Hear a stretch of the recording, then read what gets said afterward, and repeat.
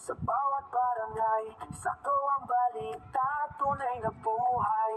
Pilipinas, dito'y abot ang lahat. Sakto Radio TV, balik ay tapat. Sakto, sakto, sa bawat oras, tamang balita.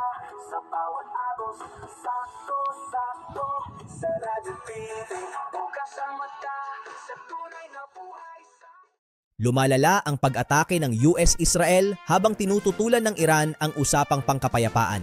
Habang parehong tumitindi ang aksyon militar at tumatanggi sa kompromiso, walang nakikitang senyales ng paglamlam ng digmaan. Nananatiling banta ang isang ground invasion at ang Strait of Hormuz ang kritikal na fault line kung saan nagtatagpo ang labanan at pandaigdigang krisis pang-ekonomiya. Nagpapalitan ng propaganda kontra propaganda kung saan binabanggit na may libo-libo ng US troops sa paligid ng Strait of Hormuz samantalang ipinangalandakan ng Iran ang 1,000,000 sundalong nag-aabang.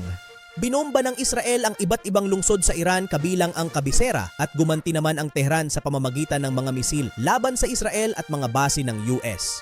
Sa kabila ng ulat ng Washington tungkol sa isang 15 punto na panukalang pangkapayapaan, mariing itinanggi ng pamunuan ng Iran ang anumang negosasyon.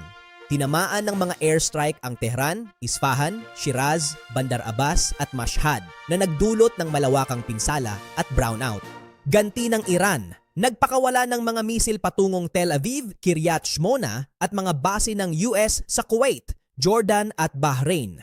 Sumabog ang ilang bahagi ng Timog Beirut dahil sa pambobomba ng Israel, palatandaan ng lumalawak na digmaan.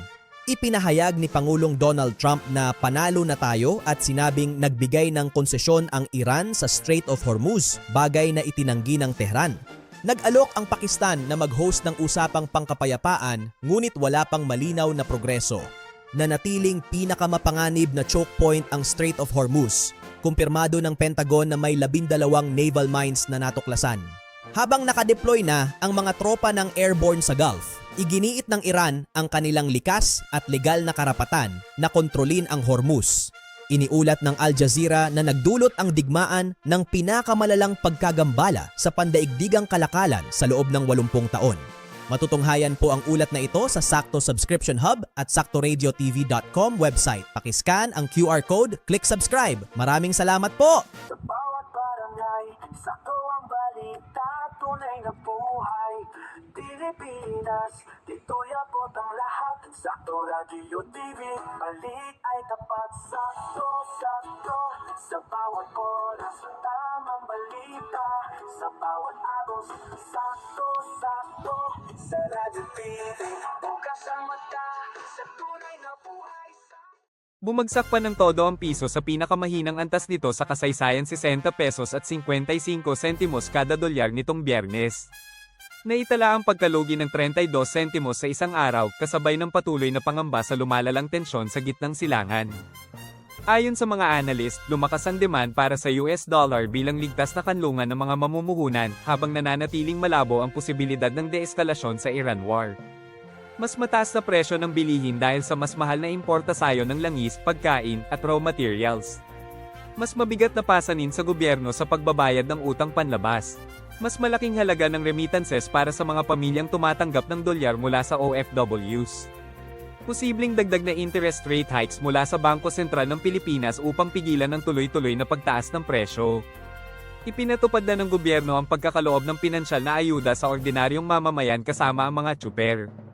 Nauna dito, idineklara ni Pangulong Marcos ang State of National Energy Emergency upang maging epektibo ang pagkilos. Dumating sa bansa ang supply ng petrolyo mula sa Russia at naghahagilap ang Pilipinas ng posibleng pag-angkatan ng langis. Nagkusa ng tumigil sa pamamasada ang ilang tsuper dahil sa pagkalugi at nagtipid naman ang ilang may-ari sa pagtanggi ng gamitin ang kanilang behikulo. Inaasahang maraming negosyo ang mababangkarote kung saan milyong katao ang mawawalan ng trabaho dahil sa paglobo ng presyo ng petrolyo. Pinag-iisipang buwisan ng mga multi-bilyonaryo pero malabo itong maipatupad at binabalak din ibasura ang oil deregulation law na isa ring imposibleng bagay. Matutunghayan po ng mas maaga at detalyado ang ulat na ito sa Sakto Subscription Hub, saktoradiotv.com website at iba pang social media platforms. Pakiscan ng QR code, click subscribe. Maraming salamat po. Sa bawat barangay, sakto ang balita, tunay na buhay. Pilipinas, Dito'y abot ang lahat. Sakto Radio TV, balik ay tapat. Sakto, sakto, sa bawat oras. Tamang balita, sa bawat agos. Sakto, sakto, sa Radio TV. Bukas ang mata, sa tunay na buhay. Makisawsaw muna tayo sa showbiz news. Alam ba ninyo na tanggap sa pamilya ni Kayla Estrada si Daniel Padilla?